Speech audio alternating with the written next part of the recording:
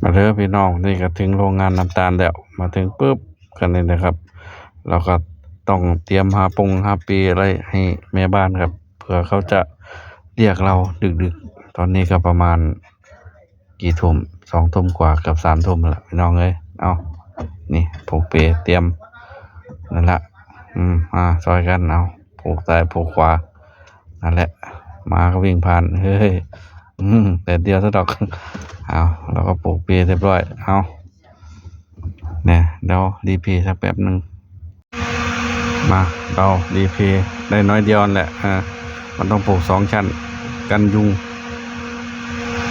อันหนึงไว้ล่างอันหนึงไว้บนลองดูตึ๊บหงายท้องซะดอกโอเคใช้ได้